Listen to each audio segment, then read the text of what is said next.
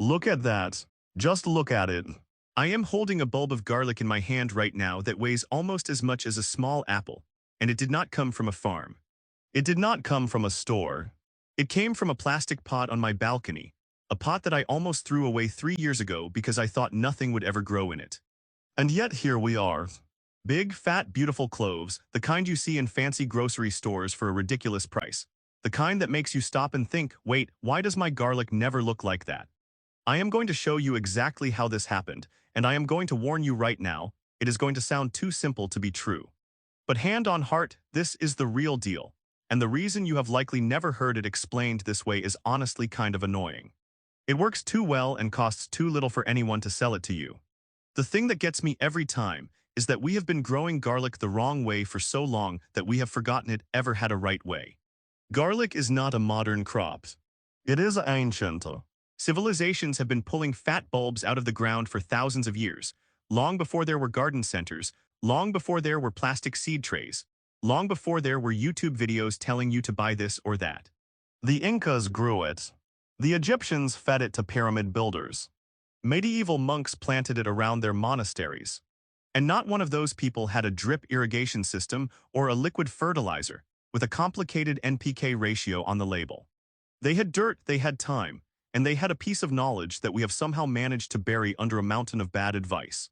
And that is the part that honestly kind of annoys me. The knowledge is not lost. It is just hidden. Hidden in plain sight, in old gardening books nobody reads anymore, in the habits of old farmers who do not make videos, in the quiet wisdom of people who learned from their grandparents and never thought to write it down. I think about that a lot. I think about all the little pieces of practical wisdom that have been passed down orally for generations, things that everyone just knew, and then one day, suddenly, nobody knew them anymore. It is like a library burning down in slow motion, except nobody notices because they are all too busy looking at their phones. And the garlic secret is a perfect example. It is so simple, so basic, so foundational, that it is almost embarrassing that we need to be reminded of it. But we do. I did. For years. I have been gardening for a good 15 years now, and for the first 10 of those years my garlic was pathetic. I mean truly embarrassing. I would plant cloves in the spring, because that is what the seed packets told me to do, and I would water them dutifully and I would wait. And at the end of the season I would dig up these sad little bulbs, barely bigger than the single clove I had planted. Sometimes they were smaller. I would look at them and think, what is the point? You put a clove in the ground in April, you water it all summer, you dig it up in September, and you get back exactly one clove, maybe a tiny bit rounder, maybe a little more wrinkled. It was like planting a dollar bill and harvesting 90 cents. Do you know that feelings? I know it all too well. I remember one year in particular, I had cleared a whole bed for garlic, maybe 3 feet by 4 feet, and I planted something like 30 cloves in neat little rows. And I watered them every other day, and I weeded around them, and I talked to them, for goodness sake, I talked to them. And at the end of the season, I dug up 30 cloves that were, combined, maybe enough garlic for one pot of soup. One pot. I could have bought the same amount at the grocery store for $2. I was so discouraged that I almost gave up on garlic entirely. I thought this is a crop for professionals, for people with big fields and special equipment, for people who know something I do not know. And the worst part was that I kept doing it year after year, because I thought that was just how garlic worked. I thought the big bulbs in the store were grown by professionals with secret techniques and special equipment, some magical combination of soil amendments and greenhouse conditions that I could never replicate on my little patch of dirt. I did not question it. I just accepted it. And that right there is the trap. That is how they get you. They get you to believe that growing food is hard, that it requires expertise, that you need to buy things. And the truth is, growing food is one of the oldest human activities on the planet. We have been doing it for 10,000 years. It is not hard. It is just knowledge. And knowledge can be lost, or hidden, or buried under a pile of products. Then I met a woman who changed everything. Her name is not important, but let me call her the Garlic Lady, because that is what I called her in my head for years. She lived 2 streets over from my old apartment, and she had this tiny front garden, maybe 3 meters by 2, and every single year it was absolutely stuffed with the most enormous garlic I had ever seen. The leaves would come up thick and blue-green, like little swords, and by midsummer the whole garden looked like a miniature jungle. And I would walk by and slow down and stare, and I would think, what is she doing that I am not doing? What is the secret? Is she importing special bulbs from some remote valley in Central Asia? Is she feeding them something strange? Is she out there at midnight whispering to them? I was too proud to ask for a long time, because asking would mean admitting that my own garlic was a joke. And I walked by that garden for years, literally years, watching the garlic grow and shrink and get harvested and come back again, and I never said a word. I just admired it from a distance, like a painting in a museum. And every fall, I would plant my own garlic in the spring, like an idiot, and every summer, I would harvest my garlic-flavored pebbles. And every time I walked by her garden, I would feel a little pang of envy and confusion. What was she doing differently? It had to be something. It could not just be luck. Luck does not produce bulbs the size of softballs year after year. But one spring, after another year of harvesting what can only be described as garlic-flavored pebbles, I finally swallowed my pride and knocked on her door. And I am so glad I did. Because the conversation that followed changed my entire understanding of garlic, and honestly, of gardening in general. She was gracious about it. She laughed a little, not in a mean way, but in the way of someone who knows something so simple that she cannot believe she has to explain it. And she said to me, the first thing you need to understand is that you have been planting at the wrong time. You have been planting in the spring, she said, and that is the one thing garlic absolutely does not want. Garlic needs the cold. It needs to sit in the ground through the winter to feel the frost, to send its roots down deep while everything above ground is dormant. That is how it builds the foundation for a big bulb. You plant a clove in the spring, and it has no time to establish itself. It sprouts, it makes a few leaves, and then the weather gets hot and the bulb forms too fast and you get a small, sad thing. But you plant that same clove in the fall before the first hard freeze, and something magical happens. It settles in. It grows roots all winter long, invisible underground, while you are inside drinking tea and not thinking about it. And then in the spring, when the soil warms up, it explodes out of the ground with a head start that a spring-planted clove can never catch up to. That is the whole idea. That is the foundation everything else is built on. I remember standing there on her doorstep, listening to this and feeling this strange mix of emotions. On the one hand, it was so simple. So obvious. Of course garlic needs the cold. It is a winter crop. Everybody knows that. Or at least everybody used to know that. On the other hand, I felt like an absolute fool, because I had been doing it wrong for 10 years, and the answer was sitting right there in front of me the whole time, in the form of a little old lady with a garden full of enormous garlic. And she told me the rest of it too, the whole method, step by step, and I am going to tell you everything she told me because she would want me to. That is the kind of person she was. She believed that knowledge should be shared, not hoarded. And she was right. And here is the thing that gets me every time. It is free. The knowledge is free. The garlic is free. The method is free. And yet almost nobody does it this way, because the seed companies want to sell you spring planting garlic, and the garden centers want to sell you soil amendments, and the fertilizer companies want to sell you liquid nutrients. And there is no money in telling you to take a clove of garlic from your kitchen, stick it in a pot of dirt in October, and ignore it for 6 months. There is no product to sell you. There is no gadget.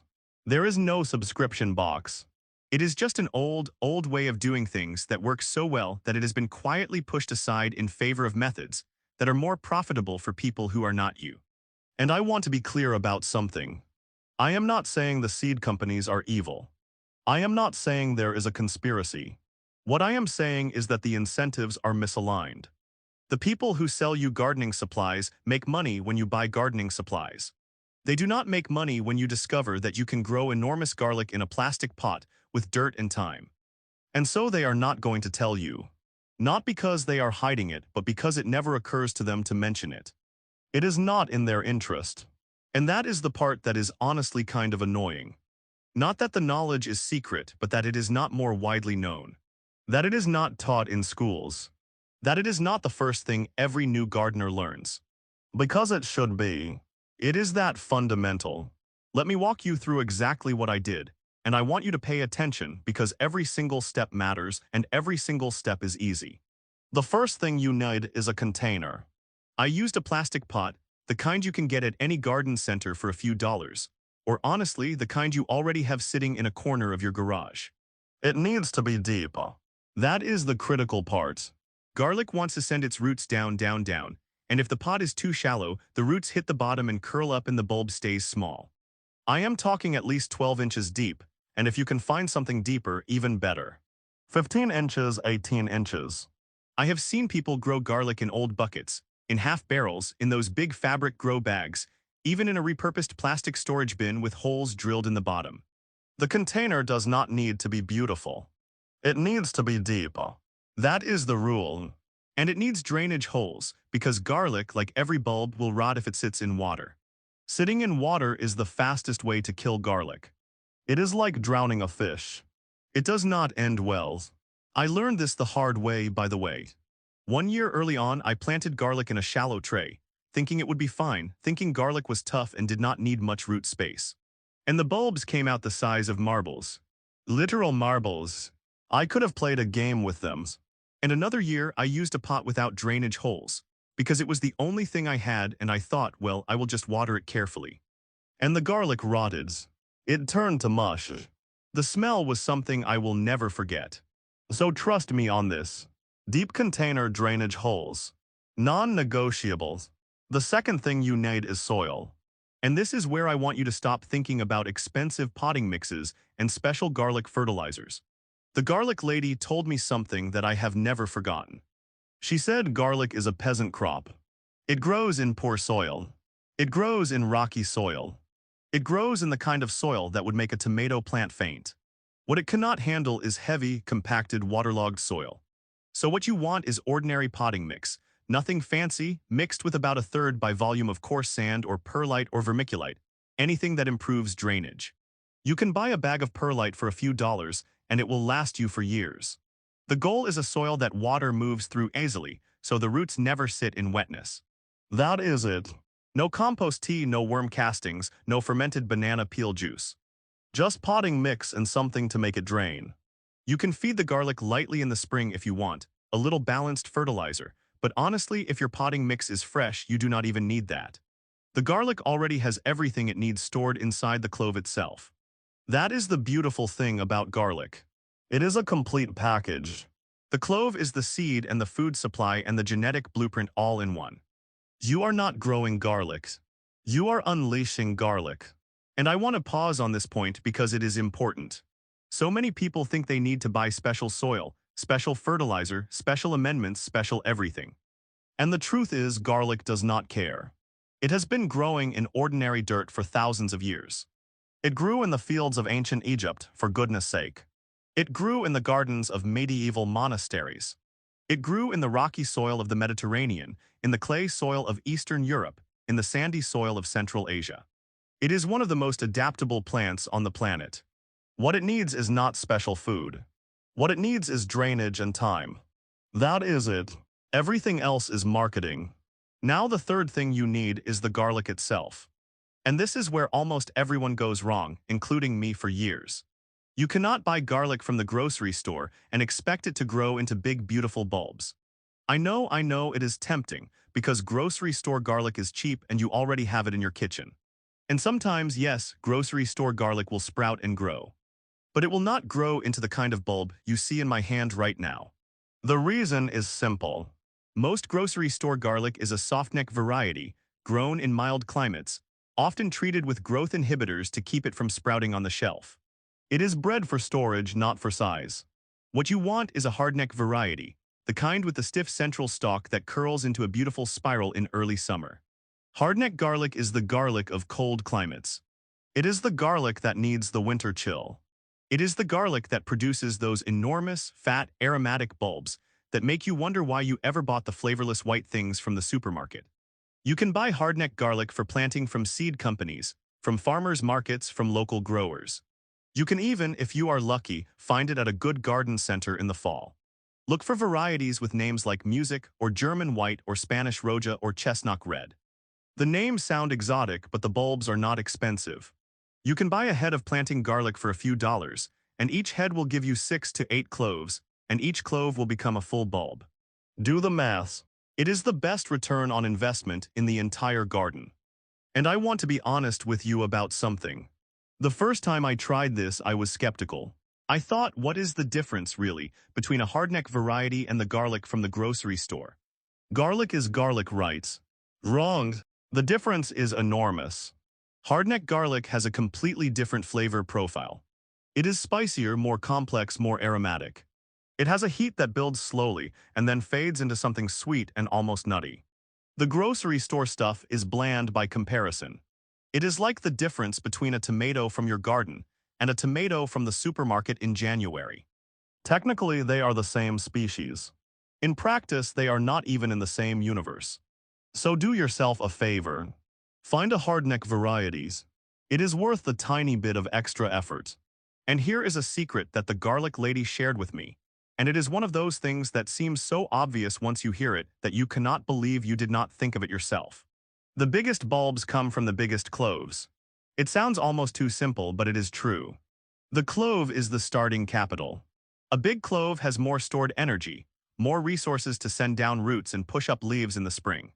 A small clove has to struggle from day one. So when you are separating your heads of garlic into cloves, do not plant the little skinny ones. Eat those. Cook with them. Plant the big fat outer cloves, the ones that look like they could be a meal by themselves. Those are the ones that will give you bulbs the size of your fist. It is not magic. It is just math. Big input, big output. The plant is not doing anything mysterious. It is just converting stored energy into growth, and the more energy you give it at the start, the more growth you get at the end. I think about this every time I break apart a head of garlic now. I used to just grab cloves at random, whatever fell off the head first, and shove them in the ground. And then I would wonder why some plants were huge and some were tiny. It never occurred to me that the size of the clove was the determining factor. It seems so obvious in retrospect. Of course, a bigger clove makes a bigger plant. It has more to work with. It is like starting a race with a full tank of gas versus a quarter tank. You are going to go further. And the beautiful thing is, the small cloves are not wasted. You eat them. You cook with them. They are still garlic. They still taste amazing. They just are not the ones you want to plant.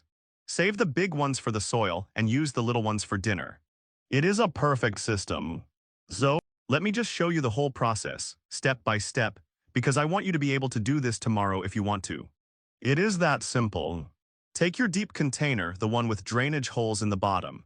Fill it with your potting mix and perlite mixture, about 2/3 potting mix, 1/3 perlite up to about 2 inches from the top. Now take your garlic head, the hardneck variety you bought from the farmer's market or the seed company, and gently break it apart into individual cloves. Do not peel the cloves. The papery skin is a protective wrapper and the clove needs it. Leave it on. Take the biggest cloves, the fat outer ones, and push each one into the soil pointed end up, about 2 to 3 inches deep. The pointed end is the top.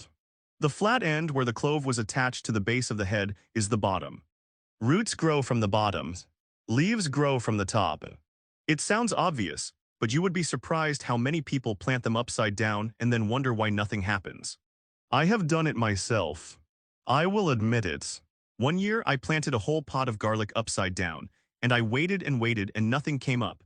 And I dug around in the soil and found all these pale, confused shoots growing downward, like they were trying to escape to the center of the earth. It was tragic and also a little bit funny. So learn from my mistake. Pointed end up. Always plant them about 6 inches apart. In a 12-inch pot, that means maybe 3 or 4 cloves. In a bigger container, you can fit more. And then cover them with soil, water the whole thing gently and stop. That is the whole process.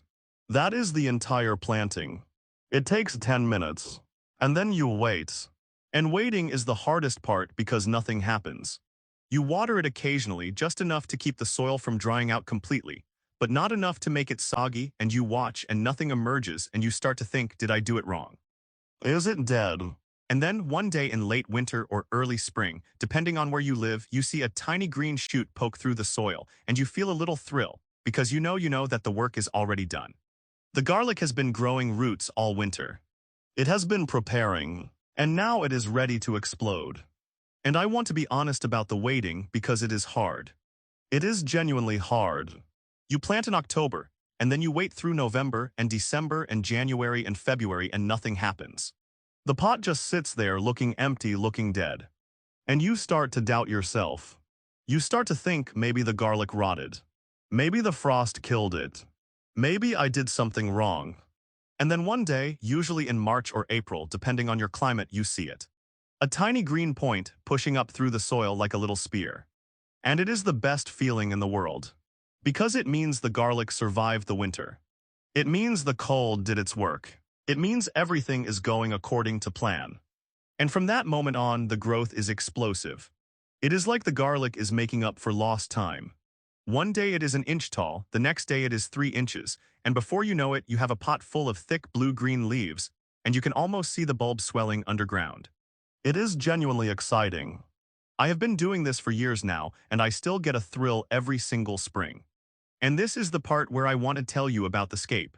Because the scape is the secret to enormous bulbs, and almost nobody talks about it. Hardneck garlic, remember, has that stiff central stalk. In late spring, the plant sends up a curly, elegant stem that spirals around itself like a green pigtail.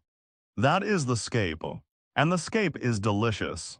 You can chop it up and sauté it, make pesto from it, grill it, pickle it. It has a mild, fresh garlic flavor that is unlike anything else. But here is the thing. If you leave the scape on the plant will put its energy into making a flower, into making seeds, into reproducing. And all that energy that could be going into the bulb is going into the flower instead. So you cut the scape off. You cut it off when it has made one full curl, before it straightens out and gets tough. And the moment you cut it, the plant redirects all its energy downward into the bulb and the bulb swells. It is like pruning a tomato plant.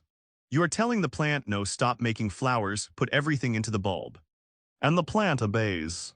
I cut my scapes every year and I eat them, and my bulbs are enormous. It is the single most important thing you can do after planting, and it costs nothing. And let me tell you, if you have never eaten a garlic scape, you are missing out. They are one of the great culinary secrets of the garden. You can chop them up and throw them in a stir-fry, and they add this incredible, fresh, green garlic flavor that is nothing like the dried bulbs you are used to. You can make pesto out of them, blended with olive oil and parmesan and pine nuts, and it is so good that you will want to grow garlic just for the scapes, even if you never harvest a single bulb. But the best part is, cutting the scapes is not just about the food. It is about the bulb. Every bit of energy that would have gone into the flower goes into the bulb instead. And the difference is measurable. I have done the experiment. I left the scapes on one pot one year just to see what would happen, and the bulbs were noticeably smaller. Not tiny, but smaller. Maybe 20% smaller. And the scapes themselves got tough and woody because I left them too long. So now I cut them all, every single one, and I eat them, and my bulbs are the size of softballs. It is a win-win. There is no downside. Now let me tell you about the harvest, because this is where the patience really pays off. You do not harvest garlic when the leaves are green and lush. You wait. You wait until the bottom leaves start to turn yellow and brown, usually in mid to late summer. The rule of thumb is that when the bottom 3 or 4 leaves have died back, but the top leaves are still green, the garlic is ready. If you harvest too early, the bulbs will be small and the skins will be loose. If you harvest too late, the bulbs will start to split open and they will not store well. You want that perfect moment, and you will know it when you see it. You stop watering about a week before harvest. Then you gently loosen the soil around each bulb with your hands or a small trowel, and you pull. And this is the moment I live for. You pull and out comes this enormous, papery, fragrant bulb covered in soil, and you realize that you did it. You grew that. From a single clove planted in a plastic pot, you grew a bulb that would cost you $5 at the farmer's market. And I want to describe that moment to you because it is the reason I garden. It is the reason I put up with the weeds and the pests and the failures and the frustration. It is that moment when you pull a bulb out of the ground and you see what you have created. It is like uncovering buried treasure. The bulb is covered in soil and you brush it off gently, and underneath is this perfect papery white and purple bulb, and it smells incredible. And it is heavy in your hand and you think, I made this. I made this from a single clove and some dirt and some time. And it is one of the most satisfying feelings in the world. It is better than buying anything. It is better than any product. It is the feeling of being connected to something ancient and real and true. And once you feel it, you will never go back. And then you cure it. Curing sounds complicated, but it is not. It is just drying. You brush off the loose soil, do not wash it, and you hang the bulbs, leaves, and all in a warm, dry, airy place for 2 to 3 weeks. A garage, a shed, a covered porch, even a closet with a fan. The leaves will shrivel and the papery skins will tighten, and the garlic will store for months. I have kept cured garlic for almost a year, sitting in a bowl in my pantry, firm and fragrant and ready to use.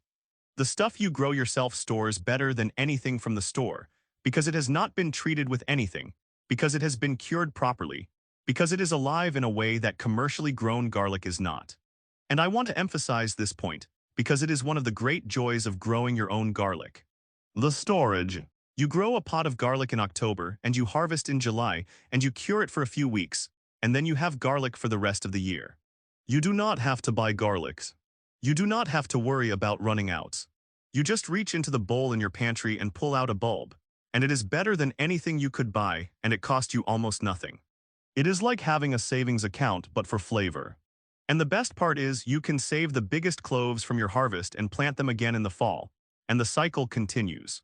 You never have to buy garlic again. Never. Think about that.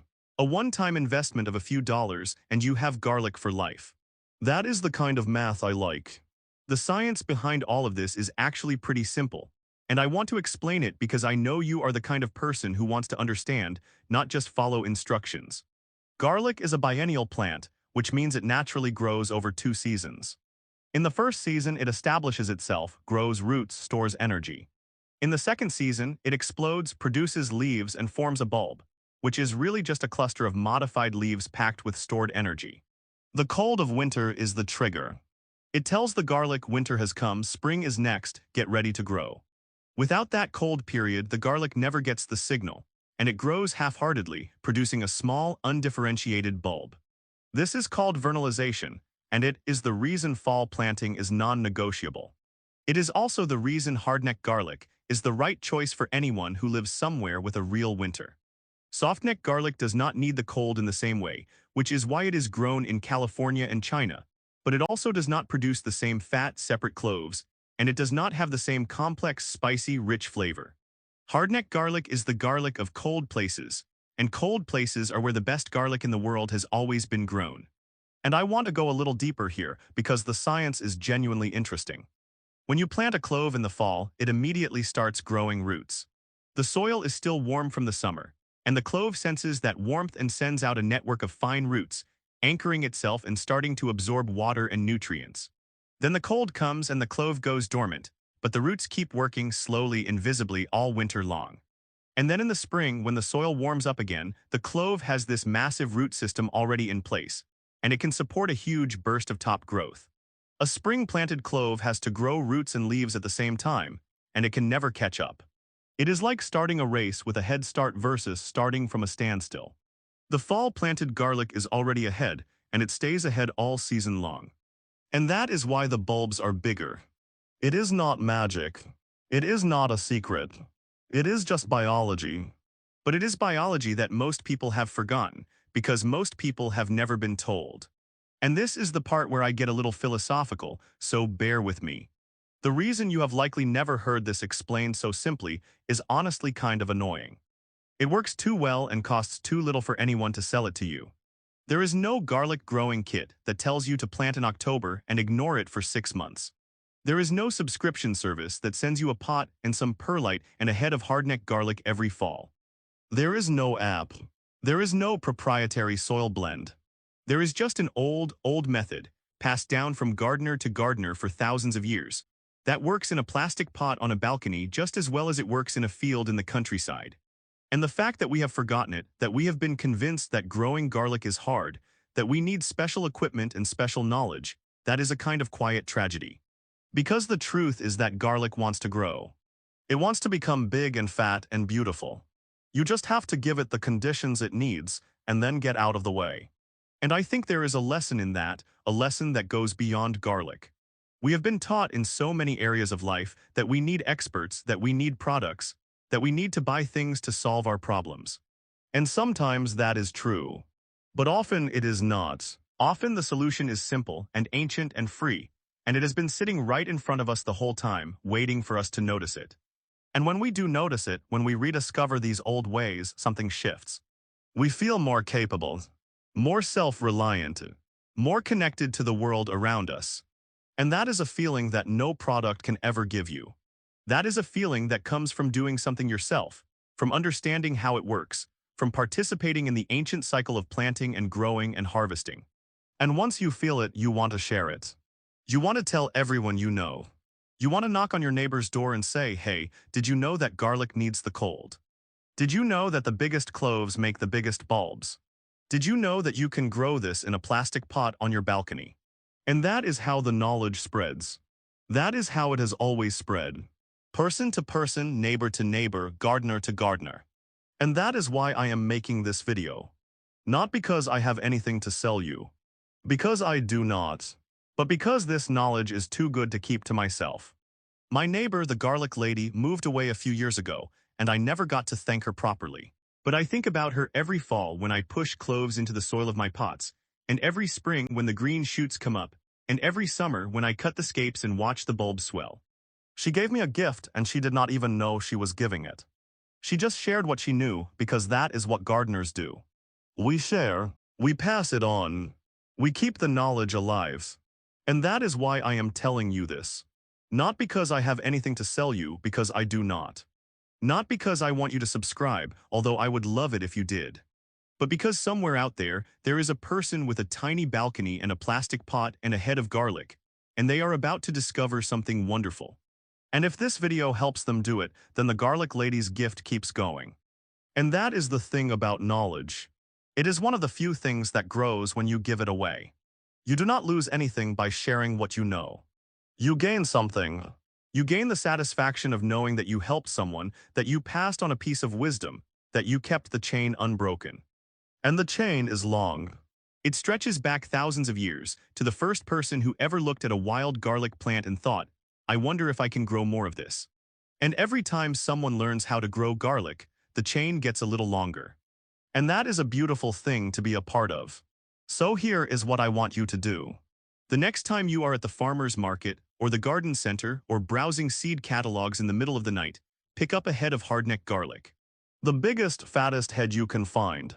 Take it home, break it apart, plant the big cloves in a deep pot with good drainage. Do it in the fall before the ground freezes. Water it in, put it somewhere it will get sun in the spring, and then forget about it. Let the winter do its work. And when spring comes and the green shoots push up through the soil, remember that the hardest part is already over. Cut the scapes in early summer. Stop watering a week before harvest. Pull the bulbs when the bottom leaves die back. Cure them, store them, and then cook with them. And when you slice open that first clove and the sharp, spicy, incredible aroma fills your kitchen, and you realize that you grew this, that it cost you almost nothing, that it is better than anything from the store, you will understand why I am so excited about this. You will understand why the old ways are worth keeping. And you will probably, like me, start telling everyone you know about the time you grew enormous garlic in a plastic pot on your balcony. And they will look at you like you are a little bit crazy, and then they will try it themselves, and then they will understand. And the chain will get a little longer. And that is how we keep the old ways alive. Not by hoarding them, but by sharing them. Not by selling them, but by giving them away. This is the kind of knowledge that should not be a secret. It should be common. It should be the first thing every new gardener learns. But it is not, and that is why we are here, and that is why I make these videos. We are not afraid to experiment, we are not afraid to question the way things are, and we are not afraid to go back to the old ways when the old ways work better. And the old ways worked. That is the whole idea. That is the whole point. Hand on heart, if you try this, you will never look at garlic the same way again. You will never buy a sad little bulb from the grocery store without thinking, "I could grow a better one than this." And you would be right. You could, you can, and now you know how. And knowing how is the first step. The second step is doing it. And the third step is sharing it. And I hope you do all three. Because the world needs more people who know how to grow their own food. The world needs more people who understand the old ways. The world needs more people who are willing to put a clove in the ground and wait for a miracle. And that miracle is waiting for you. It is waiting in a plastic pot on your balcony, or in a bucket on your porch, or in a patch of dirt in your backyard. It is waiting for the fall, for the cold, for the quiet months of winter. It is waiting for you to plant it. So go plant some garlic. The winter is coming, and that is exactly what your garlic wants. And if you found this helpful, if you learned something, if you are as excited about this as I am, then do me a favor. Share this with someone who has a balcony and no garden and no idea what they are missing. Because the more people who know how to do this, the better. The more people who grow their own food, even a little bit, the more connected we all are to the old ways, to the seasons, to the simple, ancient, beautiful act of putting a clove in the ground and waiting for a miracle. And that is a miracle that costs about $3 and 10 minutes of your time. The best kind there is.